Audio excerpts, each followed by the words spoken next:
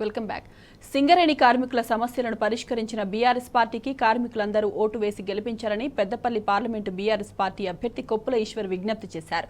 గోదావరికంలోని బొగ్గుగన్లో BRS party శ్రేణులతో కలిసి ఆయన ఎన్నికల ప్రచారం నిర్వహించారు.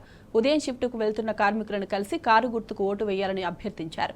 కేసీఆర్ హయాంలో సింగరేణి కార్మికులకు సంబంధించిన సుమారు 20 సమస్యలు పరిష్కరించామని గుర్తు చేశారు. అలాగే 19,000 డిఫెండింగ్ ఉద్యోగాలు ఇప్పించామని అన్నారు.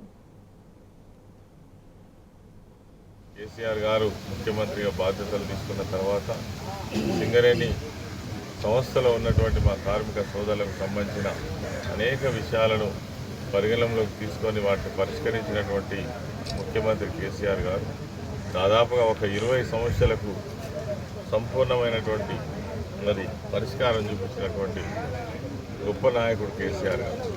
డిపెండెంట్ ఎంప్లాయ్మెంట్ ఈరోజు ఎప్పుడో ఎన్నో సంవత్సరాల కింద పోయినటువంటి డిపెండెంట్ ఎంప్లాయ్మెంట్ రావడం వల్ల అదేవిధంగా పెండింగ్లో ఉన్నటువంటి బ్యాక్లాగ్ పోస్టులన్నీ కూడా భర్తీ చేయడం వల్ల దాదాపుగా 19,000 మంది ఉద్యోగస్తులు ఈరోజు పనిచేస్తూ ఉన్నారు.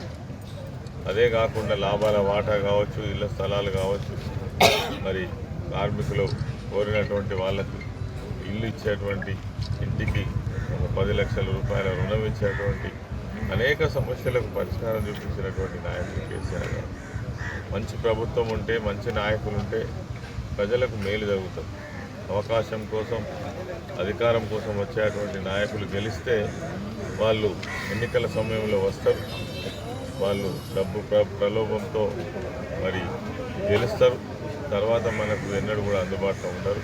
దయచేసి కారు గుర్తుకు ఓటేసి తప్పకుండా నన్ను పార్లమెంటు అభ్యర్థిగా ఆదరించాలని సందర్భంగా మా కార్మిక సోదరులందరూ కూడా కోరుకుంటూ అందరికీ ధన్యవాదాలు తెలియజేస్తూ జై తెలంగాణ.